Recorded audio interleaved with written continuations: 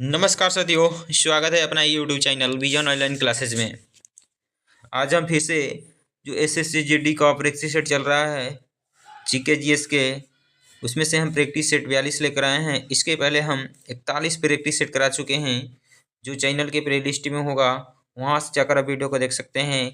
काफ़ी must VVI practice set कराए हैं, जो एग्ज़ाम में आने वाले ही हम प्रीवियस ईयर क्वेश्चन डेली 7 बजे रात को एक प्रैक्टिस सेट लेकर आते हैं। चलिए, आज के सेशन के टास्क स्टार्ट करने से पहले अगर आप मेरे चैनल को सब्सक्राइब नहीं किए हैं तो प्लीज़ चैनल को सब्सक्राइब करना ना भूलिएगा और बेल आइकन को भी प्रेस कर लीजिएगा, जिससे आने वाला वीडियो का नोटिफिकेशन आपके पास समय समय पर पहुंचती रहे और आप वीडियो को देख सकते हैं। चलिए, आज के सेशन को स्टार्ट करते हैं। पहला नंबर क्वेश्चन की तरफ बढ़ते हैं। पहला नंबर क्वेश्चन है, भारत में अंडमान और निकोबार तथा लक्षद्वीप सहित मुख्य भूमि के समुद्र तट की कुल लंबाई कितनी है? तो भारत में अंडमान और निकोबार तथा लक्षद्वीप सहित मुख्य भूमि के समुद्र तट की कुल लंबाई कितनी है? तो आपका ऑप्शन है 8,514.4 किलोमीटर की 7,818.7 किलोमीटर की 7,516.6 किलोमीटर की 8,123.1 किलोमीटर। तो चलिए, क्वेश्चन नंबर 1 का आंसर लगाइए। मस्ट वीवीआई क्वेश्चन है, जो एसएससी में यह क्वेश्चन काफ़ी बार क्वेश्चन पूछा जा चुका है। चलिए, क्वेश्चन नंबर 1 का आंसर आप लगाइए फटाफट। क्या होने वाला है क्वेश्चन का राइट, जो मस्ट वीवीआई क्वेश्चन है। तो चलिए, क्वेश्चन नंबर 1 का आंसर होने वाला है option number C E J correct हो जाएगा, यानी 7,516.6 किलोमीटर है। सी ई जे मस्ट हो जाएगा इसका आंसर। और अपने स्कोर लास्ट में बताइएगा, 20 में से आपका स्कोर कितना आ रहा है कमेंट कर। और आपकी तैयारी कैसी चल रही है ये भी कमेंट कर आप लोग बताइएगा। चलिए, आगे बढ़ते हैं क्वेश्चन नंबर 2 की तरफ। क्वेश्चन नंबर 2 है, बिहार केसरी के नाम से किसे जाना जाता है? तो बिहार केसरी के नाम से किसे जाना जाता है? क्वेश्चन नंबर 2 का आंसर लगाइए आप लोग फटाफट। आपका ऑप्शन है राजेंद्र प्रसाद, श्री कृष्ण सिन्हा की कर्पूरी ठाकुर की लाला लाजपत राय। तो बिहार केसरी के नाम से किसे जाना जाता है? Must be question. तो चलिए, क्वेश्चन नंबर 2 का आंसर होने वाला है option number V J correct हो जाएगा, यानी श्री कृष्ण सिन्हा हो जाएगा। वी जे करेक्ट हो जाएगा। आगे बढ़ते हैं। चलिए, इसमें टॉपिक हो सकता है, तो इसका आंसर होने वाला है श्री कृष्ण सिन्हा। श्री कृष्ण सिन्हा को बिहार केसरी और श्री बाबू के नाम से भी जाना जाता है। तो श्री कृष्ण सिन्हा को बिहार केसरी और श्री बाबू के नाम से भी जाना जाता है। श्री कृष्ण सिन्हा ने 1946 से 1961 तक बिहार के पहले मुख्यमंत्री के रूप में कार्य किए हैं। तो बिहार के सबसे पहले मुख्यमंत्री के कार्य कब से कब तक किए हैं श्री कृष्ण सिन्हा ने? तो 1946 से 1961 तक बिहार के मुख्यमंत्री रहे हैं। चलिए, ये भी टॉपिक नोट कर लीजिए, काफ़ी मोस्ट इंपॉर्टेंट टॉपिक है। आगे बढ़ते हैं क्वेश्चन नंबर 3 की तरफ। क्वेश्चन नंबर 3 है, भारतीय संविधान का निम्नलिखित में से कौन सा उपबंध कनाडा के संविधान से लिया गया है? तो भारतीय संविधान में ऐसा कौन सा उपबंध है जो कनाडा के संविधान से लिया गया है? तो आपका ऑप्शन है न्यायपालिका की स्वतंत्रता, की गणराज की संकल्पना, कि उच्चतम न्यायालय का परामर्शदायी क्षेत्राधिकार, की समवर्ती सूची की संकल्पना।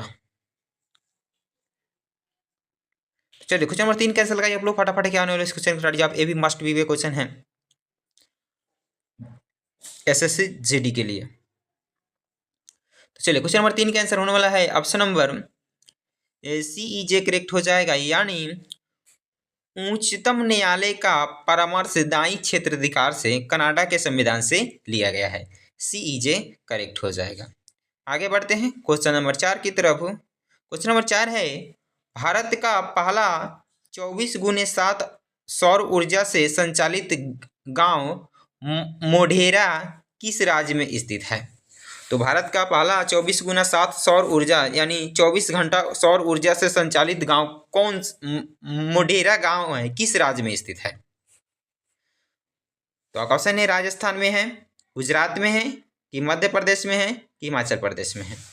चलिए क्वेश्चन नंबर 4 का आंसर लगाइए आप लोग फटाफट। क्या आने वाले इस क्वेश्चन का नाटे जहाँ 24 घंटा बिजली रहती है मोढेरा गांव में, वह किस राज्य में है?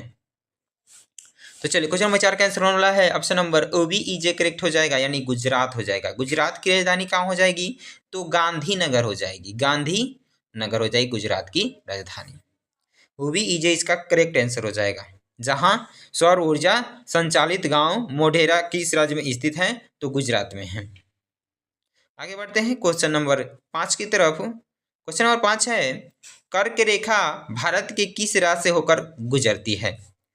तो आपका ऑप्शन है पंजाब, महाराष्ट्र, छत्तीसगढ़ की केरल। तो चलिए क्वेश्चन नंबर 5 का आंसर लगाइए आप लोग फटाफट। क्या आने वाले इस क्वेश्चन का जवाब? ये भी मस्ट बी क्वेश्चन है। तो चलिए क्वेश्चन नंबर 5 का आंसर होने वाला है ऑप्शन नंबर CEJ करेक्ट हो जाएगा, यानी छत्तीसगढ़ हो जाएगा इसका आंसर। CEJ करेक्ट हो जाएगा। जो भारत के किस राज्य से होकर गुजरती है कर्क रेखा? तो छत्तीसगढ़ से। आगे बढ़ते हैं क्वेश्चन नंबर, चलिए इसका टॉपिक देख लेते हैं क्या क्या है। तो इसका आंसर होने वाला हो जाएगा छत्तीसगढ़। तो कर्क रेखा भारत के 8 राज्यों से होकर गुजरती है। तो कर्क रेखा भारत के कितने राज्यों से होकर गुजरती है? तो 8 राज्यों से होकर गुजरती है। गुजरात, राजस्थान, मध्य प्रदेश, छत्तीसगढ़, झारखंड, पश्चिम बंगाल, त्रिपुरा और मिजोरम। तो भारत में कर्क रेखा कितने कितने राज्यों से होकर गुजरती है? तो 8 राज्यों से होकर गुजरती है। ये भी मोस्ट इम्पॉर्टेंट टॉपिक है, इसको भी आप नोट कर लीजिएगा। आगे बढ़ते हैं क्वेश्चन नंबर 6 की तरफ। क्वेश्चन नंबर 6 है वर्ली चित्रकला भारत के किस राज्य की लोक चित्रकला है? तो वर्ली चित्रकला भारत के किस राज्य की लोक चित्रकला है? तो ऑप्शन है मणिपुर, मिजोरम, कर्नाटका, महाराष्ट्र। चलिए क्वेश्चन नंबर 6 का आंसर लगाइए आप लोग फटाफट। क्या होने वाले इस क्वेश्चन का रेडियो? ए भी मस्ट बी वे क्वेश्चन है जो SSC में ये क्वेश्चन काफी बार पूछा जा चुका है। तो चलिए क्वेश्चन नंबर 6 का आंसर होने वाला है ऑप्शन नंबर DEJ करेक्ट हो जाएगा, यानी महाराष्ट्र का है। DEJ करेक्ट हो जाएगा। वर्ली चित्रकला भारत के किस राज्य का लोक चित्रकला है? तो महाराष्ट्र का हो जाएगा। DEJ करेक्ट हो जाएगा। आगे बढ़ते हैं क्वेश्चन नंबर 7 की तरफ। क्वेश्चन नंबर 7 है कौन सा भारतीय वित्त संस्थान शेयर बाजार में निवेशों की सुरक्षा करता है?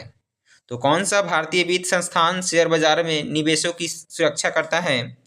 तो आपका ऑप्शन हो जाएगा बॉम्बे स्टॉक एक्सचेंज, की भारतीय रिजर्व बैंक, की भारतीय प्रतिभूति और विनिमय बोर्ड, की नेशनल स्टॉक एक्सचेंज। तो चलिए क्वेश्चन नंबर 7 का आंसर आप लोग ये फटाफट क्या होने वाला इस क्वेश्चन का रेडी जवाब मस्ट बी क्वेश्चन ए भी है। तो चलिए क्वेश्चन नंबर 7 का आंसर होने वाला है ऑप्शन नंबर CEJ करेक्ट हो जाएगा, यानी भारतीय प्रतिभूति और विनिमय बोर्ड हो जाएगा। CEJ मस्ट हो जाएगा। आगे बढ़ते हैं क्वेश्चन नंबर 8 की तरफ। अगर आपको वीडियो अच्छा लग रहा है तो प्लीज़ वीडियो को ज़्यादा से ज़्यादा लोगों तक शेयर कर दीजिएगा। जितने भी ग्रुप है उसमें WhatsApp group, Facebook group, Twitter, सभी ग्रुप में आप वीडियो को प्लीज़ शेयर कर दीजिए। चलिए क्वेश्चन नंबर 8 पूछ रहा है निम्नलिखित में से किस शहर ने 2022 में लगातार 6ठी बार भारत के सबसे स्वच्छ शहर का पुरस्कार जीता है? तो भारत में ऐसा कौन सा शहर है जो स्वच्छ के मामला में सबसे अच्छा है, इसको पुरस्कार भी दिया गया है? ऑप्शन है गुरुग्राम, की कलकत्ता, की पुणे, की इंदौर। तो चलिए क्वेश्चन नंबर 8 का आंसर लगाइए आप लोग फटाफट। क्या होने वाला इस क्वेश्चन का जवाब? ए भी मस्ट बी क्वेश्चन है SSC GD के लिए 2025 के लिए। तो चलिए क्वेश्चन नंबर 8 का आंसर होने वाला है ऑप्शन नंबर DEJ करेक्ट हो जाएगा, यानी इंदौर है जो सबसे स्वच्छ शहर भारत का है। उसे पुरस्कार भी 6ठी बार पुरस्कार दिया गया है। DEJ करेक्ट हो जाएगा, इंदौर शहर। आगे बढ़ते हैं क्वेश्चन नंबर 9 की तरफ। क्वेश्चन नंबर 9 है भारत के किस राज्य के मुख्यमंत्री ने फुटबॉल की संस्कृति को जमीन स्तर पर ले जाने के लिए राज्य में फुटबॉल फॉर ऑल लॉन्च किया है? तो किस राज्य ने यह लॉन्च किया है? तो ऑप्शन है झारखंड, मध्य प्रदेश, की पश्चिम बंगाल, की उड़ीसा। तो चलिए क्वेश्चन नंबर 9 का आंसर लगाइए आप लोग फटाफट। क्या नॉलेज क्वेश्चन करेक्ट जवाब, मस्ट बी क्वेश्चन ये भी है। तो चलिए क्वेश्चन नंबर 9 का आंसर होने वाला है option number D E J correct हो जाएगा, यानी उड़ीसा राज्य ने किया है, डी ई जे करेक्ट हो जाएगा। आगे बढ़ते हैं क्वेश्चन नंबर 10 की तरफ। क्वेश्चन नंबर 10 है निम्नलिखित में से किसने यूएस ओपन 2022 के पुरुष एकल का खिताब जीता है। तो यूएसए में जो ओपन 2022 के पुरुष एकल खिताब किसने जीता है। तो आपका ऑप्शन हो जाएगा कैस्पर रूड की एस्टोफानोस सितासिपास की राफेल नडाल की कार्लोस अल्कारेज। तो चलिए क्वेश्चन नंबर 10 का आंसर लगाइए आप लोग फटाफट। क्या होने वाला इस क्वेश्चन का जवाब मस्ट बी क्वेश्चन ए भी है। तो किसने 2022 में पुरुष एकल का खिताब जीता है। तो चलिए क्वेश्चन नंबर 10 का आंसर होने वाला है option number D E J correct हो जाएगा, यानी कार्लोस अल्कारेज हो जाएगा, डी ई जे करेक्ट हो जाएगा। आगे बढ़ते हैं क्वेश्चन नंबर 11 की तरफ। क्वेश्चन नंबर 11 है महात्मा गांधी ने किस वर्ष किसानों के समर्थन में गुजरात के खेड़ा जिले में एक सत्याग्रह का आयोजन किया था। तो किस वर्ष महात्मा गांधी ने गुजरात के खेड़ा जिले में एक सत्याग्रह का आयोजन किया था। क्वेश्चन है 1916 में, 1920 में, 1919 में कि 1918 में। चलिए क्वेश्चन नंबर 11 का आंसर लगाइए आप लोग फटाफट। क्या है क्वेश्चन का जवाब A B must be question है एसएससी जीडी 2025 के लिए काफी मोस्ट इंपॉर्टेंट क्वेश्चन है। तो चलिए क्वेश्चन नंबर 11 का आंसर होने वाला है option number D E J correct हो जाएगा, यानी 1918 में आयोजन किए थे महात्मा गांधी ने गुजरात में, डी ई जे करेक्ट हो जाएगा। आगे बढ़ते हैं क्वेश्चन नंबर 12 की तरफ। क्वेश्चन नंबर 12 है निम्नलिखित में से किसने न्यूटन की खोज की थी। तो न्यूटन की खोज किसने की थी। आपका ऑप्शन है जे चैडविक की, ई गोल्डस्टीन की, नील्स बोर की, अर्नेस्ट रदरफोर्ड। Ernest Rutherford. तो चलिए क्वेश्चन नंबर 12 का आंसर लगाइए आप लोग फटाफट। क्या एनालिसिस क्वेश्चन का जवाब मस्ट बी क्वेश्चन ये भी है। न्यूट्रॉन की खोज किसने किया था, न्यूट्रॉन की खोज। तो चलिए क्वेश्चन नंबर 12 का आंसर होने वाला है ऑप्शन नंबर ए ई जे करेक्ट हो जाएगा, नहीं चैडविक ने न्यूट्रॉन की खोज किए थे, ए ई जे करेक्ट हो जाएगा। आगे बढ़ते हैं क्वेश्चन नंबर बढ़ने से पहले आपको इंपॉर्टेंट टॉपिक देख लेते हैं। चैडविक ने क्या किया था, न्यूट्रॉन की खोज किया था। चैडविक ने 1932 में न्यूट्रॉन की खोज की थी। यह भी क्वेश्चन बन सकता है कि न्यूट्रॉन की खोज किस वर्ष की गई थी। तो 1932 में की गई थी। किसने की थी, तो चैडविक ने किया था। न्यूट्रॉन की खोज के लिए चैडविक को 1935 में भौतिकी का नोबेल पुरस्कार प्रदान किया गया था। तो चैडविक को नोबेल पुरस्कार कब प्रदान किया गया था, ये भी क्वेश्चन बन सकता है। तो 1935 में न्यूट्रॉन की खोज किसने किया था, तो चैडविक ने। और उसे न्यूट्रॉन की खोज कब किया गया था, 1932 में। और पुरस्कार कब दिया गया था, तो 1935 में। मस्ट भी क्वेश्चन ये भी है, नोट कर लेना, क्वेश्चन आ सकता है। आगे बढ़ते हैं क्वेश्चन नंबर 13 है धीनोधर पहाड़िया किस भारतीय राज्य या केंद्र शासित प्रदेश में स्थित है।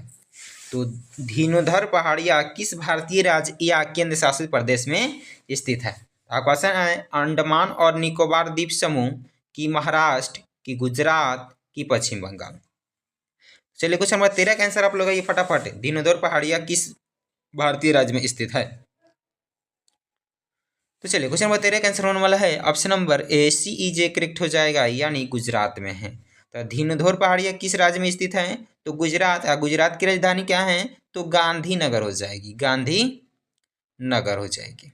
आगे बढ़ते हैं क्वेश्चन नंबर 14 की तरफ। क्वेश्चन नंबर 14 है निम्नलिखित में से किस वनस्पति जगत के पौधों को शैवाल के नाम से जाना जाता है। तो किस पौधों को शैवाल के नाम से जाना जाता है।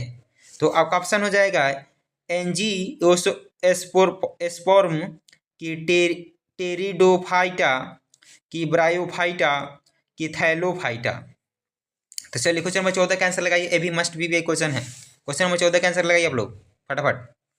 चलिए क्वेश्चन नंबर 14 का आंसर होने वाला है option number D E J correct हो जाएगा, यानी थैलोफाइटा हो जाएगा, डी ई जे करेक्ट हो जाएगा। इस क्वेश्चन का राइट जवाब क्या हो जाएगा? डी हो जाएगा, थैलोफाइटा। पौधे के शैवाल के नाम से किसे जाना जाता है? तो थैलोफाइटा के नाम से जाना जाता है। आगे बढ़ते हैं क्वेश्चन नंबर 15 की तरफ। क्वेश्चन नंबर 15 है, निम्नलिखित में से किस फिल्म को 2022 में बेस्ट फिल्म पॉपुलर चॉइस का फिल्म फेयर पुरस्कार मिला था? तो किसको मिला था? तो आपका ऑप्शन है राम प्रसाद की 13वीं, की रसीम रॉकेट, की शेरशाह, की सरदार उधम।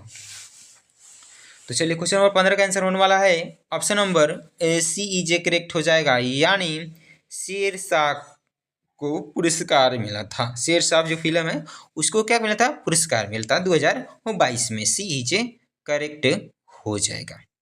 आगे बढ़ते हैं क्वेश्चन नंबर 16 की तरफ। क्वेश्चन नंबर 16 है, भारत में सितार के उस्ताद यानी सितार माइस्ट्रो के रूप में किसे जाना जाता है? तो भारत में सितार के उस्ताद के रूप में किसे जाना जाता है? तो आपका ऑप्शन है महर्षि पतंजलि को, कि पंडित रविशंकर को, कि उस्ताद बिस्मिल्लाह खान को, कि सितारा देवी को। तो चलिए क्वेश्चन नंबर 16 का आंसर लगाइए आप लोग फटाफट। क्या होने वाले इस क्वेश्चन का राइट जवाब? भारत में सितार के उस्ताद के नाम से किसे जाना जाता है? तो चलिए क्वेश्चन नंबर 16 का आंसर होने वाला है option number V E J correct हो जाएगा, यानी पंडित रविशंकर के जाना जाता है। वी ई जे करेक्ट हो जाएगा। आगे बढ़ते हैं क्वेश्चन नंबर 17 की तरफ। क्वेश्चन नंबर 17 है, निम्नलिखित किन राज्यों तक ही कर्नाटकी संगीत सीमित है?